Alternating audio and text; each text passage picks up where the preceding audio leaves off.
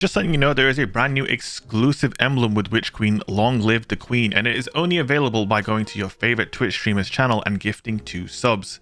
So guys, you want to gift me 2 subs, twitch.tv/shake, you'll get yourself a really nice and exclusive Long Live the Queen emblem. This thing looks really beautiful. All it takes, 2 gifted to your favorite streamer, twitch.tv/shake. Now let's get into this video.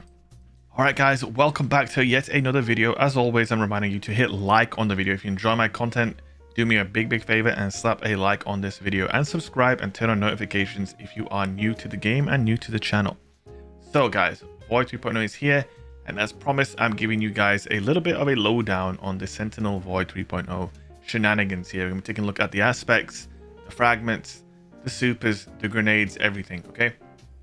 So first thing to note, the big change here between Void 3.0 Sentinel and Void Old Sentinel. These 2 bad boys are now separate. Ward of Dawn or Sentinel Shield. Which one do you want to use? Well, you have a choice to make. Obviously, I'm a bubble boy, and they have made some changes to Ward of Dawn. Create an indestructible dome to protect you and your allies. Passing through Ward of Dawn grants you and your allies a temporary increase to weapon damage. The indestructible dome is back. Now, the big benefit of it not being tied to the same input as Sentinel Super is that it is very fast now. As you can see, you pop that thing instantly. It is really nice. There is a downside to have nerfed weapons of light, but at the same time, Ward of Dawn now casts and charges a lot faster. It's the same as Well of Radiance, so you can get your super very fast if you rock Ward of Dawn, which is basically a really good thing, and we want to see more things like that. Now, Sentinel Shield is pretty much unchanged, same as it was before.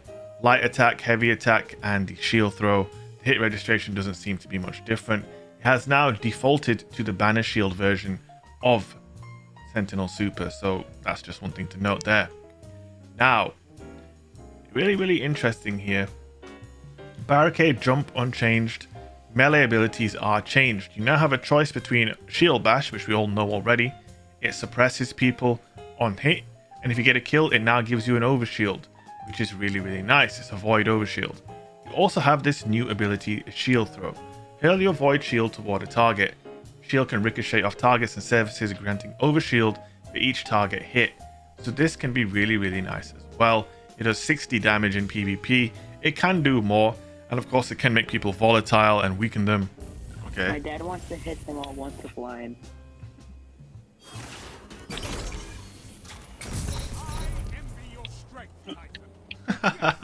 Me personally though, I would definitely be rocking Shield Bash overall.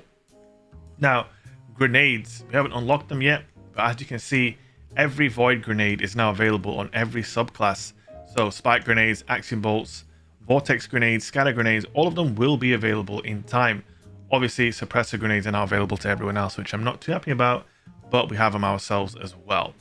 And that's probably the grenade I will continue to use myself. There are 3 aspects. You've got Bastion, Offensive Bulwark, and Controlled Demolition. So let's talk about these a little bit.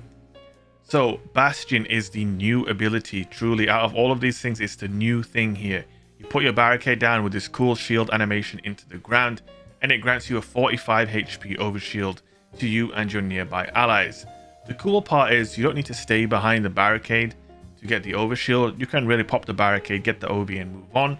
However, if you go back behind the barricade, it will regenerate your overshield over time, and it's just a pretty strong tool.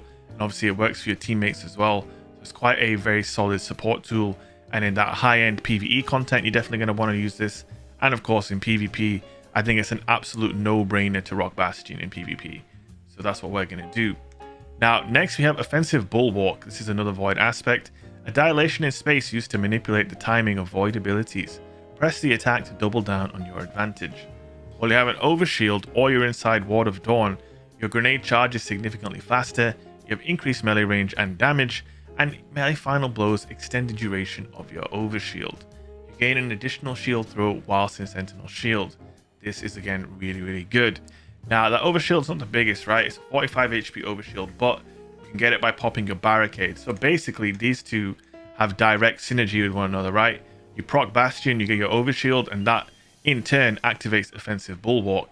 And as you can see, it's really solid, giving you faster recharge time, as well as increased damage to your melee. Your melees will be hitting around 120, which is really nice. And you get increased range to your melee. I feel like it's something similar to Knockout, maybe slightly less than Knockout. But yeah, Offensive Bulwark is really, really good. It just gives you a bunch of buffs. And the uptime on these are going to be pretty high, considering if you just run high resilience, you're going to have barricades all the time. So you can essentially have overshields up all the time. Now, the other aspect is Controlled Demolition. This was previously a perk on Middle Tree Sentinel. Hitting a target with a void ability or volatile explosion makes them volatile. Further damage to a volatile target causes them to explode. Grants you and nearby allies health when volatile targets explode near you. This is definitely a PvE perk, and in PvE I would probably go Bastion and I would go Controlled Demolition over Bulwark. This is really, really good for ad control. You can take out big groups of enemies, throw a grenade in there, finish them off with the frisbee, and you will see a lot of detonations and explosions, and it's just a very, very good way to control crowds. Now, obviously, Fragments is where you can spec into things even further. So you can see what I have equipped here. We have Echo of Dilation.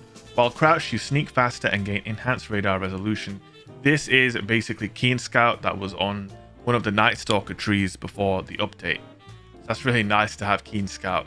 Gives you plus 10 mobility and plus 10 intellect as well. Nothing to sniff at there. Now we have Echo of Leeching here. Melee final blows start health regeneration for you and nearby allies.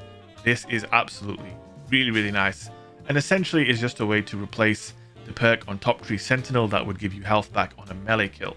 So that's really, really solid. You have Echo of Persistence here. Void buffs apply to you. Invisibility, Overshield, and Devour have increased duration by, I think, a couple of seconds. Nothing too crazy there, but it definitely is nice as well. We have Echo of Expulsion. Void ability final blows cause targets to explode. This is really, really good, and obviously has great synergy with Controlled Demolition. So you've got to look out for fragments that suit what you're trying to do. You have damaging targets with grenades, grants melee energy. Echo of Provision.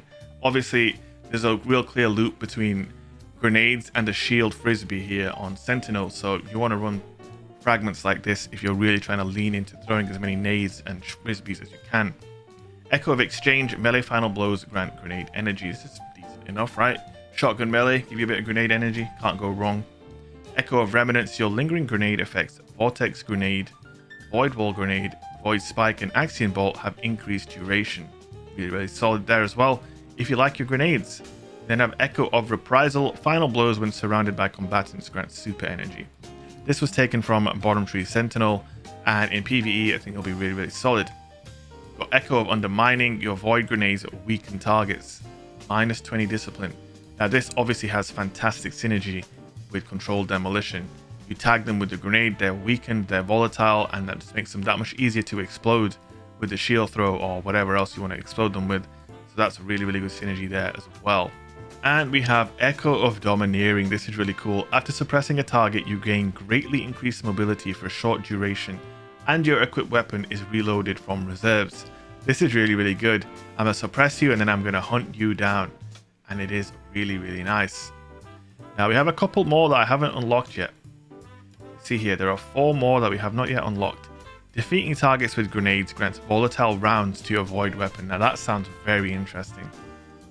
We've got Echo of Harvest. Defeating weakened targets with precision final blows will create an orb of power. Okay. That is not bad at all, especially for PvE. Finisher final blows grant invisibility. Again, that's another PvE only fragment. And then we have picking up an orb grants Devour. Now this is interesting. This is a way to get Devour on a Titan, I suppose. Really, really interested. Getting an orb will give you Devour. So those are all of your fragments, and we've seen all of the aspects. We've been over the supers. That is basically a lot. That is your Void 3.0 overview. I hope you guys enjoyed it. Now, to end the video, I am going to show you what I would prefer to run in PvP. So I'll go with Offensive Bulwark. I would go with Bastion. Controlled Demolition is very good, but I would say that it's better probably in PvE. Now, for your fragments here, we're going for Echo of Dilation, which gives you Keen Scout, which is really, really good. Faster sneak speed and increased radar resolution. Melee final blows start health regeneration. Again, no brainer in PvP really. They also give you a bunch of nice buffs. And then we have Echo of Persistence. Void buffs applied to you have increased duration. Now, the other fragment that I would strongly consider personally would be, when I find it, it would be this one. Echo of Domineering. After suppressing a target, you gain greatly increased mobility for short duration. So that is personally, you've got 4 fragments to pick from in PvP in my opinion. And you've got these 2 aspects. That's how I have mine set up. I get a bunch of stat buffs here, plus 10 discipline, plus 10 resilience, and plus 10 to intellect and mobility. So you'll be able to get some really, really nice and powerful builds going with this stuff as well. So there's your lot, my friends. Void 3.0 is here. The Titan overview is complete. If you enjoyed the video, please don't forget to leave a like and a comment. It really, really helps me out. And share the video. Let everybody know the content is coming. And that is all we've got, man. Hope you enjoyed it. And I'll see you in the next one. Peace out.